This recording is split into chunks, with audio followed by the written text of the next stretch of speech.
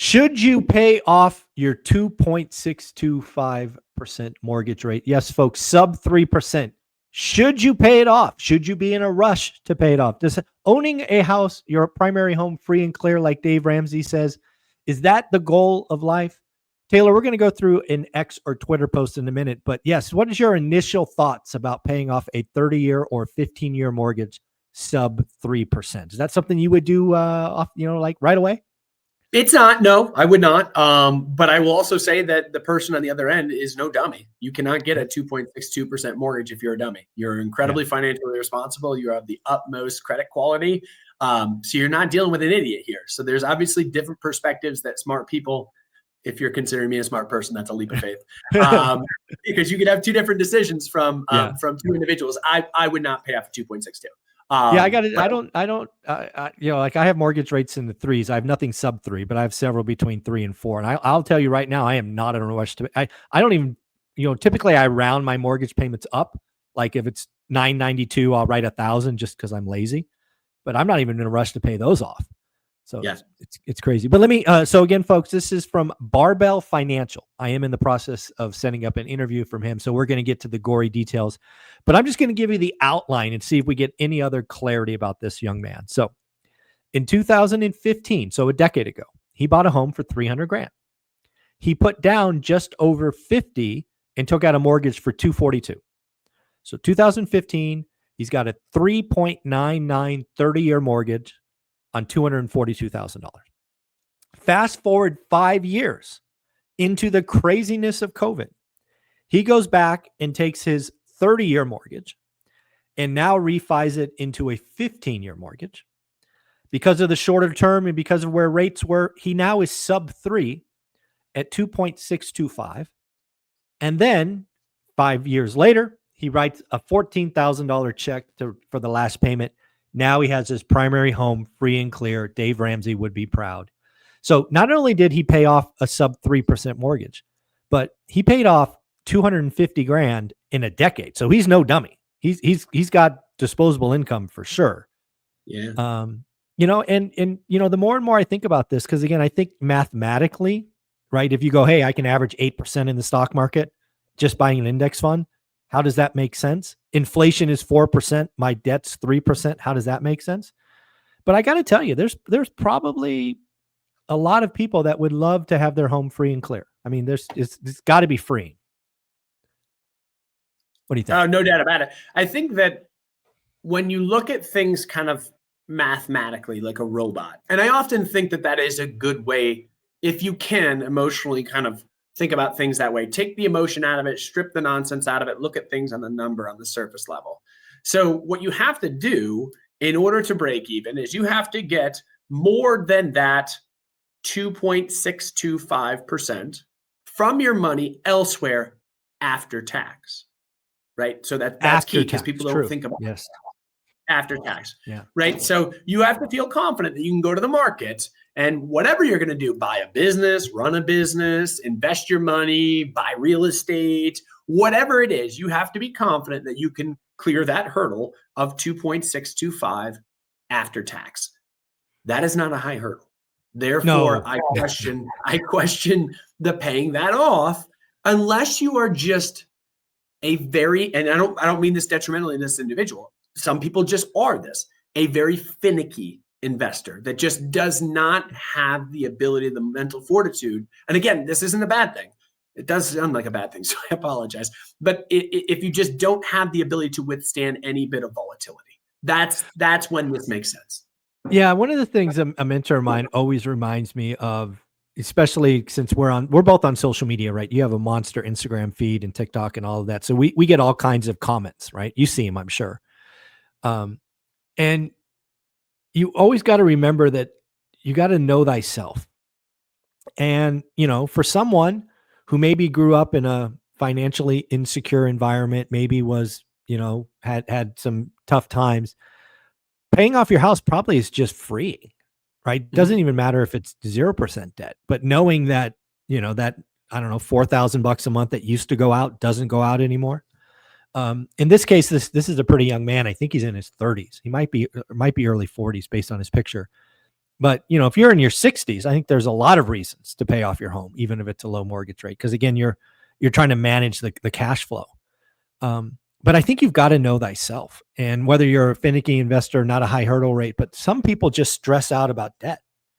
Yeah. Right. Some people just look at debt as evil, and there is no good debt. Right. I think both you and I agree there's good and bad debt, but some people look at all debt the same way. Yep. And I think that the way I would view this is, if I'm a very uncomfortable with debt individual, like up until from 2020, well, 2020 rates were low, right? And they snapped higher, right? So when rates snapped higher, he could have locked in interest rates on US Treasury that were somewhere in the 6-7% ballpark. For sure. Netting after tax well over that of this is what pensions do. They call it immunizing liability, right? Where you buy, if you know what your cash flow is needed to be paying out to your constituents, and you can lock in a bond interest rate that is guaranteed by the government and back into something higher than that, you take it every time. So this individual could have locked in, immunized his liability of that 2 point whatever percent mortgage that he had for a very long period of time when interest rates snapped higher earlier. And if you're thinking about, hey, what's the best financial decision?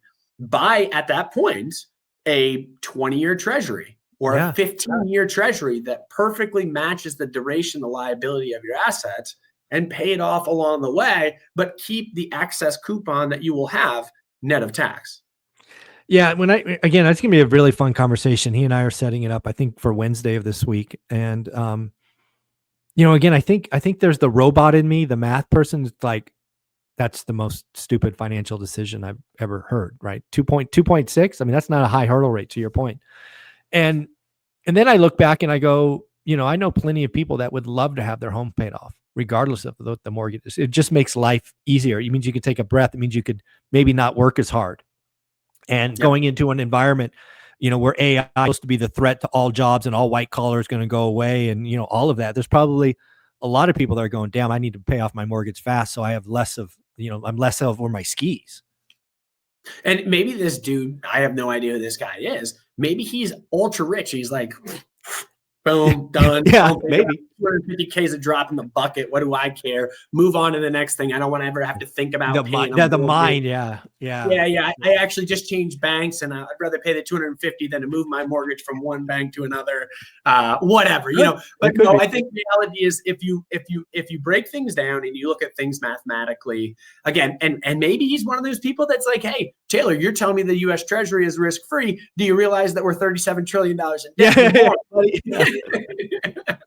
I'll show you risk free. Yeah, that would be, potentially a fair argument that he could make, is that what you're perceiving to be risk free has traditionally been, but it's not going forward. Not forever. Yeah. I think at the end of the day, you got to know thyself. The last thing I'll say is, essentially, if you're a real estate person, I think you're either in build mode or chill mode. If you're in build mode, there's no chance in hell you're paying that off. But if you're in chill mode and you're done growing, do what you got to do, right? Do it. I mean, paying off debt's not a bad thing. What are you in, build or chill?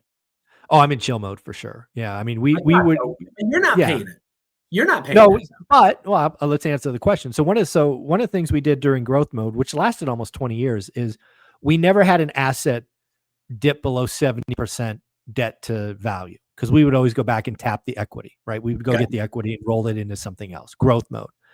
But when we left in 2018, time we got to 2019, so 12 months later, we had, I don't know, pick a number, 12 to 20 assets free and clear. Why did I do that? Because I wanted to have that oh shit pile. I wanted to have that, oh my God, the world just ended. What do I do? I can let all of these go, but these little 20, these are enough to survive at a minimum. So I certainly have some assets free and clear on purpose. Mm-hmm. Yeah. Which I did in growth mode. Yeah. There is a book. There's several books written by this gentleman. He's one of the most well-known authors that are in financial literacy, if you will, is Morgan Housel. And he talks a lot about judging other people that have a very different upbringing than you, predominantly, but any experience, not like the youth drives a lot of it, because a lot of your formative years are experiencing your financial disciplines or lack thereof from your folks. But then also early in someone's career, if they have a tough time or if they have an exceptional time, it's going to dramatically change their financial disciplines, et cetera. And he talks a lot about judging someone, and you made this point before, judging someone else's decision based on your predisposed notion and history of what's happened in your life. Right. And I'm a very risk adverse person by nature. I may have paid off everything if I did not enter this world in the financial industry and have, all the experiences that I've had. I've grown to trust, there's no guarantees in stocks, right? But I almost feel like I am guaranteed over time, if I'm not an idiot, investing in stocks to make money. And that's not guaranteed. Let me be very clear about that. But that is my perception of looking at history and saying, will this work out over time? I almost feel that that's a guarantee. If I came out of college and got a great job and was working, I own a construction company and I have no exposure to stocks, I might not feel that way. And I'm predisposed to paying down debt. I don't have any car debt.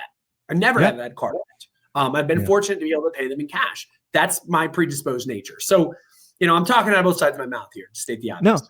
No, I think at the end of the day, this all goes back to know thyself. And I'm sure that will be my conversation with Barbell Financial, is you got to know how do you sleep at night? In what's right for you and your family today. Because again, there is a mathematically right answer, but that math isn't always right. It got to know thyself. So it's a lot of fun. Taylor, I know you talk with lots of the top 1% of the 1%, and I'm sure it's always a lot of fun. If somebody wanted to reach out and see what's what, how do they do that? Yeah, head over to our Instagram or TikTok page. We're at Life Goal Investments. We're putting up 60-second daily clips, trying to just educate and make people better investors at the end of the day. Yep. Today, November 3rd, he put out a real estate versus stock post that you guys got to chime in on. Let him know how he did. Thanks, buddy. Thank you.